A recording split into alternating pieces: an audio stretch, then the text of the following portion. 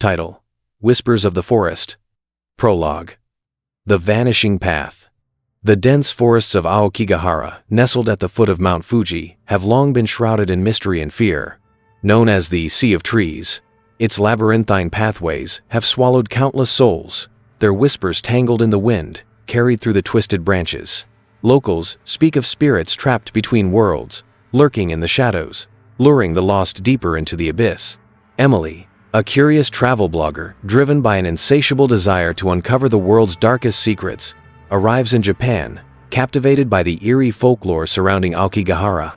Haunted by the unexplained disappearance of her older brother during a hiking trip years ago, she seeks not just stories, but answer shopping that, in unraveling the forest's mysteries, she might find closure for her own past.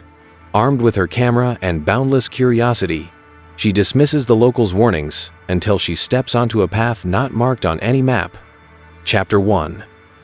Into the Unknown. Emily's excitement was palpable as she adjusted her backpack, the crisp air filling her lungs. The forest welcomed her with an eerie silence, broken only by the soft crunch of her footsteps on the moss-covered ground. Her camera captured towering trees, their twisted roots coiling like serpents beneath the surface. Hours passed. The familiar trail markers vanished. Her GPS flickered, distorted, refusing to function. But Emily, determined to find something extraordinary, pressed on. She stumbled upon an old, weathered sign half buried under a dense blanket of decaying leaves. The wood was splintered and brittle, its surface rough with deep grooves etched by time and exposure. Moss crept along the edges, its dark green tendrils clutching like fingers trying to reclaim the sign. Faded red paint spelled out a chilling warning, barely legible beneath layers of grime. "Do not enter. The forest remembers." The letters appeared as if they had been hastily carved, jagged and uneven, as though written in desperation. A cold gust swept through the trees, carrying with it the faint metallic scent of damp earth, and something that felt like fear itself. Ignoring the chill running down her spine, she crossed the invisible threshold, unknowingly stepping into a place forgotten by time. Chapter 2. The First Encounter. The forest grew darker despite the afternoon sun. Shadows lengthened unnaturally, swallowing the faint light. Emily felt at first a whisper brushing against her ear, indistinct yet unmistakable. She spun around. No one there. A dilapidated shrine emerged from the mist, its torii gate fractured, the wood splintered like ancient bones. Emily, entranced, raised her camera.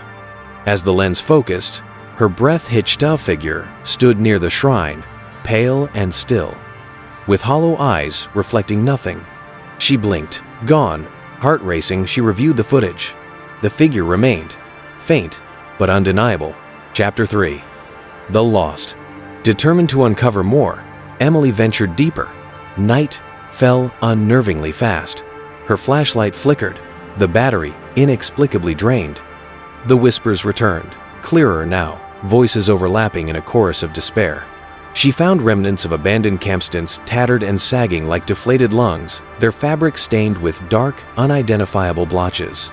A rusted lantern lay on its side, its glass cracked as if dropped in haste. Nearby, a child's doll, missing an eye, sat propped against a tree, its fabric face weathered into a permanent expression of silent horror. An overturned mug, its contents long dried into a dark crust, rested beside a half-buried backpack, its zipper clawed open, revealing a torn photograph with faded smiles. The scene felt frozen in time, a snapshot of sudden, desperate flight. A journal lay open, pages smeared with frantic handwriting. They watch when you don't look. They call when you listen. Don't follow the voices. A sudden rustle. Emily turned. Nothing.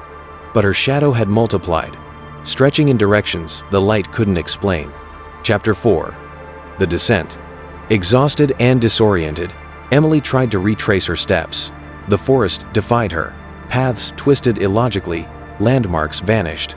The whispers grew louder, urgent, forming words. "Stay with us."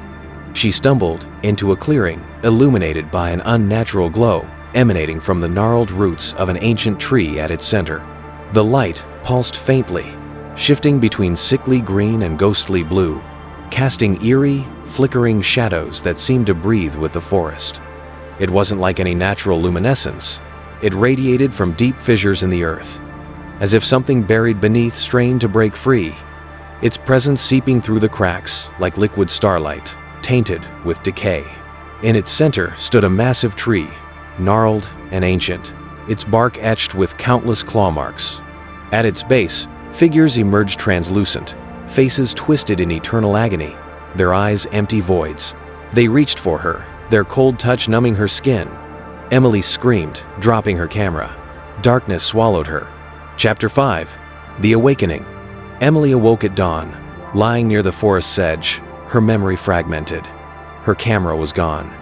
Only faint bruises on her arms hinted at the night before.